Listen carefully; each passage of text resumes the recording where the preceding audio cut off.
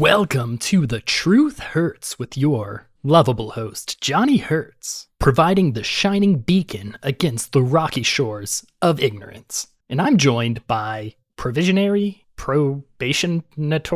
co-host Crandle. Yo, what up, bays and theys? Hit me up. What Crandle means by that is, as always, our lines are open. If you have any truth you gotta get out there, chirp us up at 120 kilohertz, and we'll put you live on air. This evening, I would like to continue our early morning discussion on Frida. You all know her as the visionary, the artist, the rebel. But why so secret? I've spoken out against many of the same things that her art is talking about, and I haven't gotten my legs broke. And how is she just so good in not being figured out? I did a very extensive investigative journal piece trying to track down the real identity of Frida. Like previously mentioned, we have a lot of the same views. I don't want to blow up her spot or anything, but I just really wanted a one-on-one talk to really drive home, because I'll be the first to admit, I'm not kind of a visual arts guy, so I don't really always get what she's going for. Like that spade thing, I liked it. It was pretty cool, but like, I don't know what Frida was trying to say. And I really want to just have a nice one-on-one talk, or two-on-one, sorry, Crandle. What? And dive into what they think is best for Hamlet opening. We're all struggling right now. I know it, you know it, Hickory knows it, and Frida knows it. So we need to come together. We need less of this secrecy. We need less of these walls. We need more people on The Truth Hurts with Johnny Hertz, getting their word out there, getting my listenership up, and increasing my ad revenue. I think you're looking way too small, Johnny Hertz. It's fun to talk to someone sometimes, but I like this. It's like a puzzle. It's something that we can like chip away at. We can talk about this weeks and weeks and weeks with no concrete resolution. Man, I wish this wasn't live. And get to a truth that is even more interesting than the actual truth. Now, you know I love baseless conjecture as much as the next person, but I feel like it honestly makes me look incompetent, makes me look stupid, makes my sneak mode not look as sneaky when we've learned absolutely nothing. Oh shit, man, if you just want to like know about her, I know a ton of shit. What are you talking about? Yeah, like, I know things are a little different in this little podunk town, but back when I was a warlord, I don't know if I've talked about that much, but I used to be this warlord in a fancy penthouse suite. Yes, you've talked about this every time, every day. Well, back then, I had these things called VHSs, and some things called DVDs, and some things called Betamaxes, and other things called HD DVDs. And one of them actually went very in-depth into Frida. It was like almost a documentary on exactly who Frida is. Why have you not mentioned this a single time? Well, I don't remember it all. It's kind of a little confusing. But basically, the gist of it is Frida moves around in like this weird sphere that flies through space. And I think they got this like hankering for destroying planets. There's been like at least twice, maybe like 6 times, where Frida's tried to destroy a planet. I think Namek got destroyed or was almost destroyed. But they're like super ruthless and have a really weird voice. And I think they killed Krillin. Yeah, definitely killed Krillin. You all know what that sound means. For the first time today, Crandle has said something that makes no fucking sense. Congratulations on making it almost 4 minutes. I think that's a new record. Thanks, B. Oh, it looks like we're getting a call in from longtime superfan Din Wallace. Din, you're live on the air now. Hey, Johnny, and hey, Crandle. I just think you guys are being a little unfair to Frida. You're big on freedom, right? That's what you're all about. Like, you're pushing, we got to be a free people who do what we want, and we're able to take control of our own destiny. And, like, I think part of that freedom is Frida's privacy. And I don't see you weighing that very much. And I think there could be many, many reasons that Frida doesn't want to be, like, out in the open with who they are, and that should be their choice. So, unfortunately, I have to, like, respectfully disagree with you, but I'm doing that because of how much I believe in what you normally talk about. What a level-headed response from longtime superfan Din Wallace. And you really, 1, I would like to thank you for the kind words, and 2, you've caused me to really self-reflect on what I view is important and what the true meaning of freedom really is. Let's counteract that. I see Kangaroo Sam is also on the switchboards. You're live now. Now, Frida cannot be just one person. I don't know why you don't talk about that more. Frida has to be at least, according to my calculations, I think 6 to 8 people. It could be 9, could be 12, but I think 6 to 8 is probably the most likely. There's no way one person could output that much art by themselves. And why would Hickory and his men be afraid of one single person? They have dozens of people. So maybe even 6 to 8 is a little low. Maybe I want to like increase that range, maybe like 9 to 14. Sorry to cut you off a little bit there early, but I just wanted to make sure you were breathing enough and did not pass out while on the call. But that is an interesting topic. That really makes us think about Frida being targeted by Hickory's men. We have some reports that her art has been defaced. We talked about it a little bit this morning, but beloved mural of a smiling giraffe was recently defaced, and I can only think of a couple good reasons why anyone would do that. We have reached out to several of Hickory's men. Unfortunately, Pistachio Jones, our main point of contact, is still undergoing medical treatment by Maple, but who we have reached out to has not commented at all on the state of the defecation. And I think that says a lot. I don't really know, Johnny. I think you're barking up the wrong tree here. Let me ask you a few questions. Why would Hickory's men want to deface the mural right now? That's a mural that's been there since I've been in Hamlet opening. Hickory's men are also spread incredibly thin. They've lost several, they're still dealing with casualties, and we have this whole issue of power that they're technically responsible for. I don't see why they would be going out of their way to mess with one single mural. They've done this before, Crandle. This isn't anything new. Yeah, but those were always direct opposition to Hickory and his men. That is the bulk of Frida's work, I'm not going to lie, and I think they were probably responsible for covering up a significant portion of it. But in this specific case, I think you're wrong, and let me tell you why. I'm going to ask you a few questions, and just answer the first thing that comes off the top of your head. This is going to be a lot like jazz. Okay, yeah, sure. Where was the bulk of the defacement done? On the roof, on the northwestern corner of Frida's Alley. Yes, the roof. Who has recently showed up to town and is unable to be located? I assume you're talking about Book and Ocean. Yes, yep, you're tracking pretty good here. Now, have you left your hat anywhere recently? What are you talking about? No, I don't know. Well, have I left my hat anywhere recently? That's like a weird random question. I wouldn't expect you to be able to follow this. But if you look carefully on your 10-gallon hat, there is a small misting of white paint, like it was left on like a trash can or a box nearby Frida's Alley. I assume you did this, which caused it to get inadvertently covered with paint. I think only one thing could explain this. It's probably getting close to commercial breakdown. Book and Ocean needed to get Frida's attention. I don't know why. I don't know if it's a good thing or if it's a bad thing, but they needed her attention.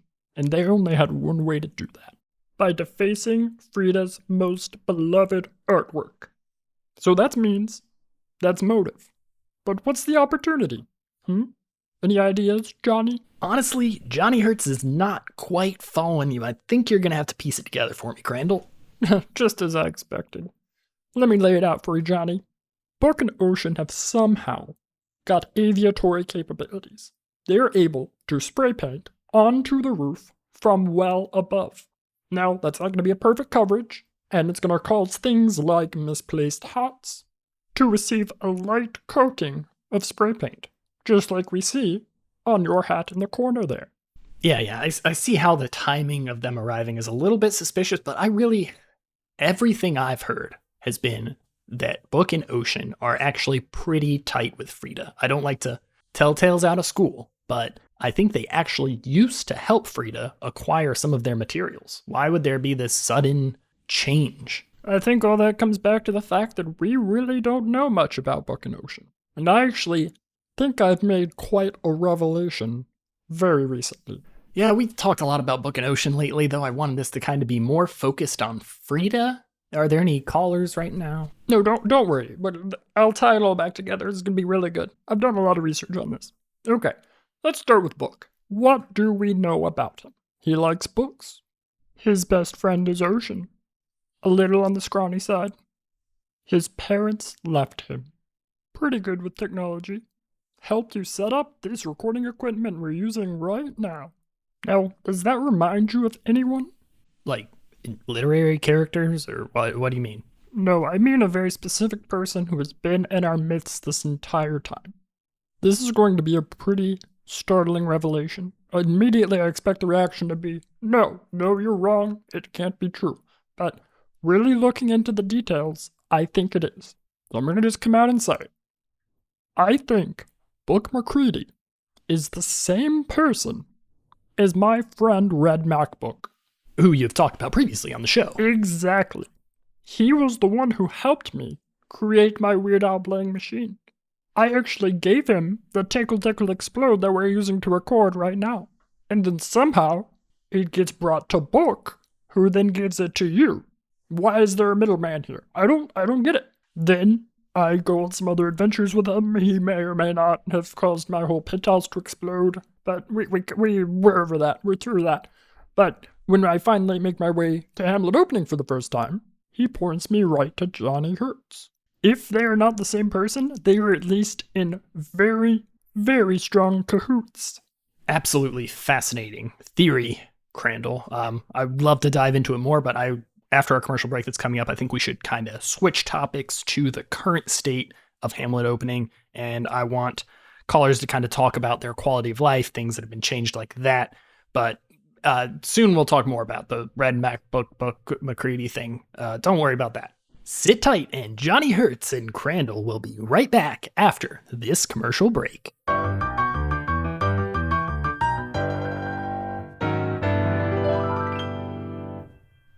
Hi everybody, Callista here. You may know me from working down at the Soggy Worm. If you do know me from there, then this commercial's not for you. This is for people who haven't been to the Soggy Worm yet, and you should really try it out. We've got ramen, but don't take it from me. Take it from the sole proprietor. Hey, it's Captain Noodles here. Come down to the Soggy Worm. We got the hottest water. We got the hottest steam. We got the most noodly noodles in this ramen that you've ever tasted. It'll blast your tongue right off. It's so hot. And we don't put extra styrofoam in it no more. That was a rumor, but also we stopped doing it. And there was only one cup of noodles that got a rat in it. I don't know how a whole rat got in one cup and then sealed it back up and ate all the noodles, but I promise we will not boil any more rats. Thank you. Come to the Soggy Worm and bring your fucking money. Are you running low on bullets? I got so many fucking bullets. Come to the alleyway behind the broken leg, and I'll sell you some of these fucking bullets. I'm wearing a hat. Welcome back to The Truth Hurts with Johnny Hertz and co-host Crandle. Before that break, we asked our callers to call in and talk to us a little bit about some of the struggles they're facing at Hamlet opening. I know right now is a tough time for a lot of people, and I wanted to really hear it from the ground. And hopefully we can work together and come up with some solutions and build this community up instead of tearing each other down, like so many people are trying to do. Caller 1, you are on the air. Hey Johnny, hey Crandle. I wish you didn't put me first, because what I'm going to complain about, it's like it makes it. I know there's bigger problems. Like, I'm experiencing those same things. I know I don't have a lot of power. We're having to go out to scavenge more. I've had to send part of my family out into Subtropolis, and like those are the big deals. But I knew you were going to get a lot of callers like that, and I just wanted to talk about like the weirder things that are happening. I know this sounds weird, but like since Spade left, I owed them something, and every part of my body wants to go try to find them. And that seems so dumb and so dangerous. But even though I didn't owe them a lot, like it was just a little bit, but I feel like I have to go track them down. I don't know what to do about that. And then like, I don't know, people were talking about that tower that exploded. Unless there's more towers that look exactly like that one, then something weird happened. Like, my brother was just in that area, and he said it looks completely fine, even though we felt that explosion from here. So, like, I don't know. I feel like maybe we're all getting, like, carbon monoxide poisoning. I asked Maple about it, and he wasn't too helpful, but, like, I think we should really look into that. Now, friend, there are no bigger problems. Everyone's problems are just as important, and even if you think yours sound wild, it's not true if they're important to you. It's really hard to remember when we're focusing so hard on our physical health that our mental health is also important. A lot of times it seems like the only thing that's relaxing here to do is drink, but you can find safe enough places in Subtropolis to take short walks where you're still in view of anyone who could come and try to save your life from roaming packs of scavengers. And sometimes it's worth that little risk. My father used to always tell me that a careful man stays inside and tries to dodge the bullets, while a happy man takes a walk. You should get like a fucking Wii U. There's a bunch of cool ass games on that. Good ad. Next caller. Hello, Crandle, and hello, Johnny Hertz. Long-time listener, first-time caller. My biggest concern with the current state of Hamlet opening is that it seems like a lot of important infrastructure and support is controlled by Hickory Fleet in the Courthouse. I do not see how it is very well defended. Do you guys have any knowledge of their main point defenses to help me feel more at ease and that no one could harm our vital infrastructure? What the fuck? No, I got this one, Johnny. Now, you guys gotta remember, I have the mind of a warlord. The second I came into Hamlet opening, I was already thinking of all the best egresses of attack, the best ogresses of defense, and where all the high-value targets are. Not for any nefarious purposes, just how my brain works. Can't stop it. I've just been a warlord for my whole life. Now, the concerning thing to me about Hickory's defense is that there really is not much early warning. During the daytime, you'll be seen. Like, coming from anywhere, coming with too many guns, enough people to actually do damage to the courthouse, you'd be spotted right away. At nighttime, no one's looking out for that. They have a couple guards, but the very interesting thing about the courthouse is the most effective attack would actually be a direct full frontal attack. For some reason, their barracks is behind the building, way away from the main point of egress. On top of that, a lot of people are living in the office building structure to the south. During a mass panic, there are so many choke points that will limit the amount of people who will be able to provide backup. So you got people sleeping all the way in the back, a few guards up front, and then all of the people who are making important decisions are all crammed into one place that they all have to funnel down one set of stairs. It's so stupid. A less intelligent warlord mind may try to do something like attack around the back. There's a pretty weak chain link fence, but that's actually going to put you in almost a kill box of the barracks and that same apartment/office structure I was talking about before. So really, high chance of success just going right through the front. You'd probably only need about 15, 20 well-trained men, and you would at least be able to take the main structure. So sorry I couldn't assuage your fears, but I gotta speak my truth, and I think this is something we should be concerned about and something we should push for improvements on as a society. Holy shit, I think that was actually good. No shit, next caller. Hey Johnny, hey Crandle, it's Buckets here.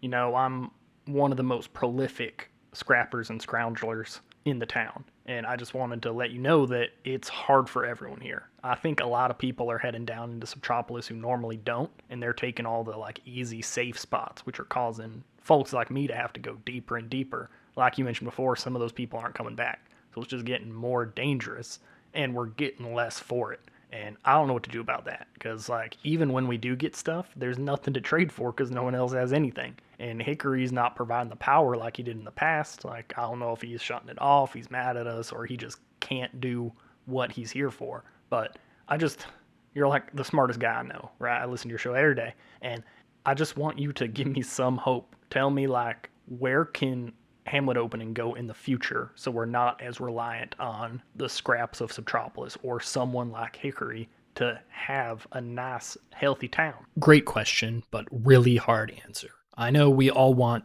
to just work together and have good trade, specialization, that sort of thing to just be greater than the sum of our parts. But in times like these, you really have to focus on self-reliance. What can you do to make sure you're good when things go wrong like they are right now? What I do is I try to find alternative methods of keeping my exact same lifestyle. So, for example, I can't rely on Hickory's power because it is so unstable. So I've invested most of my funds, most of my ad revenue in getting backup generators. So right now I'm in a case where it doesn't matter if Hickory's not providing me any power, I can stay on the air, which is keeping me healthy, wealthy, and wise.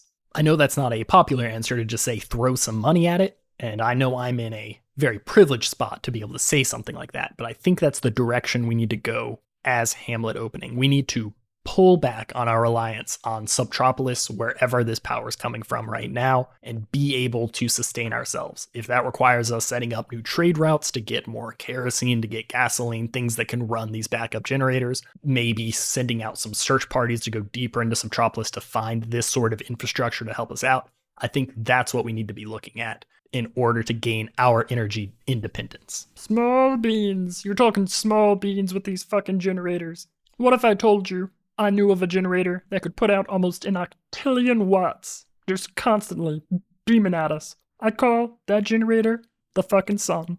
I had this documentary back at the Penthouse on solar power, and the amount of energy this burning ball in the sky is putting out is tremendous. If we could harness just a fraction of that, we would be good for life. We could power all of Subtropolis, always, with just a little sliver of this burning ball energy. Yeah, since your last sun talk, I've done some research, and the sun is a celestial body, apparently, that is something that's always shining on the surface. If you've ever seen a child's sketch from the before times with a happy, smiling, odd circle in the corner, that is the sun. But I hate to break it to you, Crandle, sun ain't down here. You are so close-minded. The sun is putting off so much energy. Yeah, maybe a lot of it's getting stopped by some rocks and shit and cave ceilings and stalactites. But the numbers I've seen, gotta be still getting some good juice down here. Oh, you made it quite a while there, Crandle, but unfortunately, again, you said something that makes no damn sense. That was pretty good this time, though. That was like 15 minutes, right?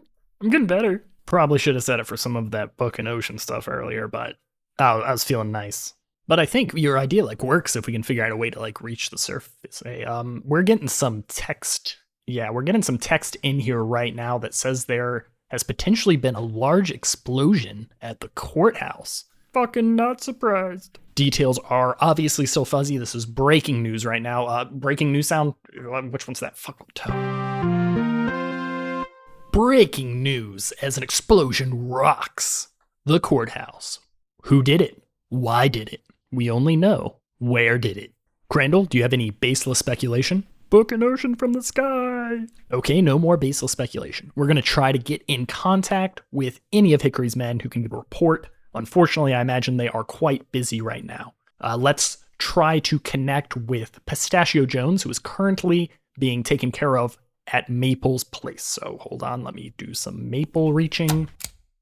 Maple, this is an emergency. Put on Pistachio Jones. Okay, give me a minute. Who is talking to me? Pistachio Jones, this is Johnny Hertz on The Truth Hurts with my co-host, Crandle. We have breaking news that an explosion has shooketh the entire courthouse. Do you have any information on this as the inside man? I'm in a fucking neck brace laying in a bed. Don't know what's going on. Don't even have my fucking radio. Now, information is hard to come by right now, but I would like to pull on the expertise of Pistachio Jones to see what is potentially the cause of this explosion. Fucking Buck and Ocean, they came in town last night, broke my back, and the fucking courthouse exploded. What do you think has happened? I will admit this does not look great for them. We're going to jump to on-site reporter Crandle, who has ran out of the building. Hey, Johnny. I am about 20 feet outside of the recording booth, and from here, I think I can see a lot of smoke. I can hear some gunshots, and I don't think it's a good night for a lot of people in Hamlet Opening. I would recommend you stay indoors, hunker down, go to the store, buy all the fucking bread you can get. Milk? Buy it all. Rice? Who knows when you'll need some extra rice. Cat litter? Good for 30 different things. For some reason, do not buy nice, packaged, non-perishable foods. I'm gonna throw it back to Crandle in the studio. This is obviously a... No, I said Crandle in the studio. Hold on. Thank you, Crandle in the field. Please stay safe out there. Johnny Hertz here to let you know that the explosion, according to reports, happened about 7 minutes ago. We could not feel it from the recording booth here. Or could you feel it all, Crandle? I wasn't paying attention. I understand. Everyone, make sure you stay tuned to us. We will be updating you with any new information that we get as the scene develops. The scene has developed as there is a young woman knocking on our door frantically. Yeah, come on in. Hey, Johnny. The book club is meeting much, much sooner than planned. Oh, fuck, another book club I'm not invited to. 2 quick questions. One, who are you? And 2, are you talking about the book club? Or are you talking about Yeah, no, this is an emergency. everyone listening, am I on my, yeah, okay. Everyone listening who is friends of Juniper or Book or Ocean or Frida, or honestly anyone who has a lot of big guns, meet at the library as soon as possible. I cannot condone this announcement. I've not heard any news about updates to the book club. God, motherfucker. I'm Frida. I was literally just talking to Book and Ocean. The courthouse is absolutely fucked right now. We need an emergency meeting of anyone, fuck all this book club shit, anyone who has the slightest capability to help, come meet at the old burnt out library. Book and Ocean will be there soon. I think Juniper's already there. And if you're someone listening who wants to fight or kill them, I will kill you first. Wait, you're Frida? Yeah, it doesn't really matter anymore. Who are you? I don't recognize you. Oh shit, man, I was sure it was Callista. Maybe that way will work. If you want to know, like, more about me, I'll be at the library where we'll figure all this shit out. Can we, like, record and shit from there? Holy fuck, this does not matter at all. I don't care. Bring whatever you want. We just gotta get there. It's kind of disappointing we've talked about Frida for so long. I don't even recognize who she is. Yeah, man, this is a rare miss for old Crandle. No, never seen that person in my life. She was, like, very convincing, though. Like, right? Like, I don't know. I definitely believe her. I'm just also disappointed. Yeah. But I also believe her that Book and Ocean need some help. You still got that, like, super big gun? Fuck yeah, baby. Hell yeah. This is Johnny Hertz and The Truth Hurts with Crandle signing off. We may be back on the air in a little bit and give you some nice live recording of whatever weird discussions going on at the library. That sounds way less exciting than it's going to be. No, it's gonna be fucking awesome. There may be even another explosion. Tune in, everybody.